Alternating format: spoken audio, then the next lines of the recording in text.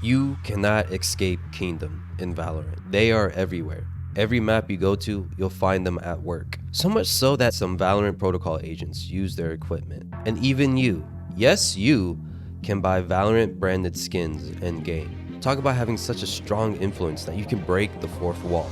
But the question is, how did they get so strong? Well, today we'll talk about Kingdom's growth to dominance, connection to maps, to agents, and see if they're truly the evil final boss the agents have to take down.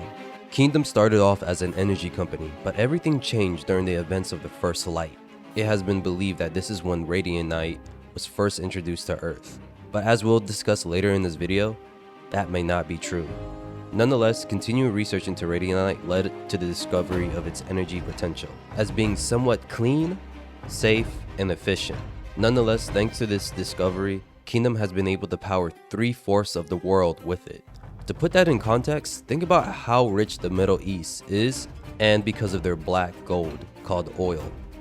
Put all that wealth and power into Amazon, and you will have a Kingdom organization we know as of today. They've been able to branch into other industries like apparel, food, weapons, and scientific discoveries in health, energy. Basically, if you can buy it, Kingdom has touched it in some form or way. Now, I have been very careful up to this point picking my words when naming Kingdom. This is because there's currently two in the Valorant lore. One called the Kingdom Corporation, which is what most people know them as on Alpha Earth. The other is called Kingdom Industries, who are found on Omega Earth. There are a few differences between the two, which you can see in their logo as well as the color of the containers holding Radiant Night. Where on Alpha Earth, it's a shade of green, and Omega Earth is orange. The contrast is even more apparent when we look at Fracture, a map and facility where both companies once worked together on a Radiant Collider that could have solved Omega Earth's Radiant Night issues. We know that Chamber and his counterpart put a stop to that. Nonetheless, this is the point where the morality of both Kingdom companies become blurred. Many people on Alpha Earth have mixed feelings about the Kingdom Corporation. One hand, they have saved many lives, provided the world with a cleanish and safest energy source, as well as employ people with jobs to support families. The positives can be seen within the protocol too, which we'll get later into. However, many, and not just those in the protocol, but worldwide, dislikes them. The Kingdom Corporation has a habit of going into communities and changing their culture, as well as doing dangerous experiments that affects the lives of many, including those on the Valorant team as well, which has led many people to believe that Kingdom is the overarching bad guys. However, if that was the case, then why would they even work with Omega Earth to find a solution to their problems? If Chamber never broke the Collider, then Omega Earth agents would most likely not invade Alpha Earth to steal Radiant Night. If you look at Fracture, then you'll see the tale of two sides. One that is luscious, which represents Alpha Earth, and the other, a lot more barren, which tells a bit about Omega Earth's situation. The posters let us know that Omega Earth is desperate. Some of their inhabitants live in an underwater support dome, thanks to the help of Radiant Night. We can assume that these domes were made with the help of the Kingdom Industries, too. If the Kingdom Corporation was so evil, why even help their counterparts? This leads me to believe that maybe they're not as bad as we may think. Don't get me wrong, they've done a lot of messed up things, but if you're so big that you supply billions of people with energy and jobs, it'll be hard to keep track of everything that your employees and subdivisions do within a company. It's like that old question, does one bad apple spoil the batch? If a manager at McDonald's is a bigot, does that mean everyone who ever worked at that establishment is a sexist or a racist? No, of course not. I think of Kingdom as an anti-villain or hero, more like Dr. Doom than the Punisher, where they may mean well, but their actions aren't always morally good. Shoot, look at the Valorant protocol itself, which currently has less than 50 agents. Not everyone on that team is what I would call a good guy. Some of their methods can be pretty crude. With how large both the Kingdom companies are, it wouldn't be fair to lump them as purely evil. It's not a black and white situation. There's a lot of gray on this topic towards them. The big bad could be the person or people who hired Chamber or ISA, or that thing that caused fate to see the end of both worlds. Brimstone, the nightmare came to me with a vision, different from the rest. I saw the walls holding our world together fall apart. I felt the wind go still. I could smell the bitterness of blood and bile. I heard small, uncertain voices crying out. and I could taste the fear. There was so much of it, like the whole planet had fever. So I climbed.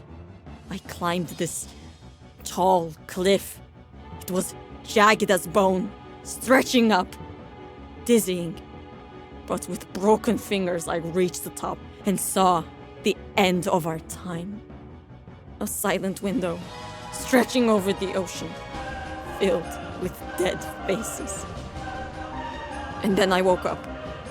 Brimstone, I have seen many things in my line of work, but we must not let this come to pass. I think we'll go in depth on that topic in a different video, but for now, let's focus on Kingdom and their influence. Like Bind, where they built a radianite refinery. We can hear through Viper's voice line that Kingdom's time in Morocco wasn't exactly what they promised. The lies we've told this city. Just to pry it open and suck it dry. This will be a common theme with Kingdom, where they go into new areas, ignoring the cultural and historic aspect of the places they slowly take over. But first, I would deeply appreciate it if you considered liking and subscribing to this channel, as well as be a member in the future. I have these subscriber milestone goals. At 1K, we'll do a Q&A plus a deep dive video on one specific agent that you guys vote on. At 5,000 subscribers, I'll do a live stream power scaling video with the community, and then put out a separate video based on what you guys vote on, as well as my own opinions too. At 10,000 subscribers, I'll do a full-on video detailing everything that I can find in Valorant Lore, which will most likely be over 2 hours. Thank you for your time. Please consider subscribing, and let's get back on track with this topic. In Bind, there's also a reactor testing a large piece of crystallized radianite. If you look closely, you'll see a small rift appears to be forming, similar to the rift on Ascent. And out of all the playable maps, Ascent seems to be one of the least touched by Kingdom. Maybe because of the damage that Jet's counterpart was able to do, made the public wary of Kingdom's experiments and growing influence. Nonetheless, there is a Kingdom museum dedicated to radianite on the catwalk, as well as a few boxes of radianite littered around the map. Kinda makes me wonder why have such valuable materials just out in the open. Maybe they're just decorations? The same question goes to the ones on Breeze, as well as this massive green radianite sticking out, which players could see before it got closed off, which might explain why Breeze was chosen to be a mining and storage facility for Kingdom. This radianite rich island also makes me think, how long has this material been here for? Surely it's older than the first light. So why has no one thought to use it as energy before then? There's a lot of clues and mysteries around radianite. But first, let's look at Haven. Now transforming into a storage facility for radianite, we can see parts of the map is literally on fire, as well as some ominous lines from Sky and Rays. This poor place. You used to be so beautiful. Don't worry. I'll send you off with a bang. I can feel what this place used to be. It's dying. What a damn shame. Unlike Pearl, where the Kingdom Industries were able to protect Lisbon with a radianite-infused dome to shield it from water. You can even see a statue in mid holding up a sphere to symbolize the Kingdom Industries technology carrying the inhabitants in the middle of the ocean. Near A site, you can see an area with both orange and green radianite boxes, as a way to show us that Pearl holds radianite from both Omega and Alpha Earth. There's also a print that states Kingdom, restoring your reality, as a means to remind their citizens for Kingdom's effort for helping save their city, which would be kinda interesting if Kingdom was responsible for them being underwater in the first place.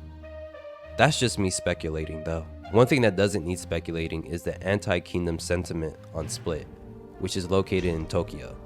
Tokyo is also the location of Kingdom's headquarters and their main research lab. Split gives us a brief glimpse into how wide of a grasp Kingdom's corporation is. They have a gift shop, sales departments, business centers, coffee, as well as Kingdom Cola. And from Split, we go to Sunset, where they have another research facility called Kingdom West Facilities. Based in Gekko's stomping grounds of LA, we know they were experimenting on radivores, creatures that can eat radianite, as well as have mutations that seem to be a bit man-made. The only map not hit by Kingdom's graphs is Lotus, which is located in India, once home to the Astral Guardians. In the cinematic, we saw Astra and Harbor enter it with his relic, which might explain why Kingdom has not explored this area yet, despite being rich with radianite too. Lastly, we'll talk about Icebox, which is located in Serbia, Russia. It is a port and research facility. The interesting aspect of Iceblock is that it's home to an ancient Japanese ship frozen at the side of the mountain. It is most likely from this ship Kingdom was able to get their hands on samurai armor that were fashioned with the help with radianite. So we can date all the way back to the 17th century of humans using radianite. I think it would be a good time to mention the Valorant agents' connections with Kingdom, since Yoru actually broke into their facility multiple times to steal the armor. While there, Yoru describes his experience. It's me. I know you told me to leave S-22 alone, but I went anyways. It's freezing. I searched the warship again and found dimensional scarring on the sides. I'm telling you, this didn't sail here from Japan. And the armor. If Kingdom discovered radianite 10 years ago, why is my mask filled with it? There's more to find here. I won't turn my back on this place. You shouldn't either. Brimstone. Something happened at S-22. I was walking the warship again when I felt something different. The dimensional fabric was weaker there, older. I could feel seams that someone left a long time ago. And then I fell into a space that wasn't just A to B. It felt more like now to then. I heard someone calling to me. I didn't have time to answer before the rift closed. But I swear to you, I knew her voice. Even before this, Yoru had a strong dislike of Kingdom. Probably has something to do with the growing anti-Kingdom sentiment we've seen on Split. However, Brim for a while has had better opinions of Kingdom.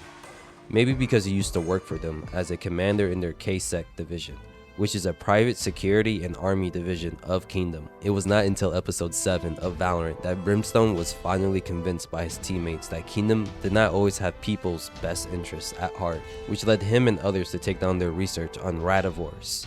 Neon also worked for KSEC. The interesting part about Neon is that her father and mother has connections to Kingdom too. Her father works for them to create support technologies that help Radiants across the world control their powers. His work with Kingdom has helped many, and even to a point that he's been nominated for awards like the Good Samaritan. However, we cannot say the same for Viper, who also worked for Kingdom as a chemist.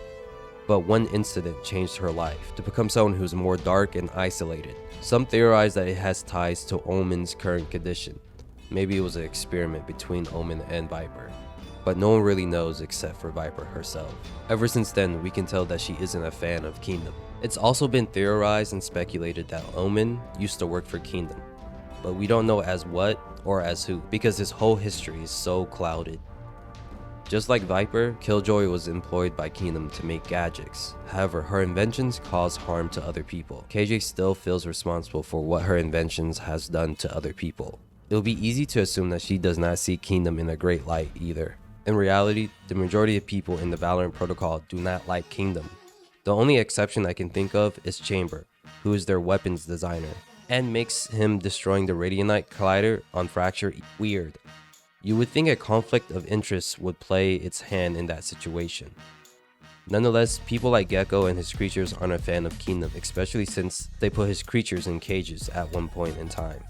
And we know Cypher isn't a big fan of Kingdom's actions on Bind. What has Kingdom done to this town? However pretty their lies are, they're just sucking my city dry. Raze is very similar to Cypher. Thanks to the time that Fate blackmailed the agents, we know that Raze has a history with fighting them off in her hometown. And in general, I think Raze just loves fighting Kingdom off in places she believes they don't belong. Another Kingdom infestation. Well, fine. I'll just make sure to be extra collateral with my collateral damage. As I mentioned in the Civil War video, Reyna has a great dislike for the corporation, since they have hurt either people or someone close to her. I remember the machines Killjoy made. What they did to... Never mind. It does not matter. We know through Fade's effort that Skye was once known as a great reclaimer, and has fought Kingdom whenever they attempted through their influence to hurt the wildlife near her home in Australia. And just like Raze and Skye, Breach also has a history of fighting Kingdom and vandalizing their property, though typically for less noble reasons. He was able to do a raid to collect info for Cypher as well. Lastly, we'll talk about KO, whose name is short for Kingdom Anti-Yield Operative. Through Fade's intel gathering, we know that KO should have not existed, since the project was rejected. Maybe KO was built in secret, or someone in the future found the blueprints and built him anyways. I say this because his body does not have a single Kingdom logo on it. With all that being said, it would be hard to defend Kingdom as anything but the bad guys. They have done good, like the work Neon's father was able to pull off, collaborating with Omega Earth to help solve their radionite issues, and Kingdom Industries making underwater domes to protect cities. But what do you think? Are Kingdom the bad guys? Or is there a lot of gray that makes it hard to classify them as one? Are they truly the final boss that the protocol has to take down? Let me know down below.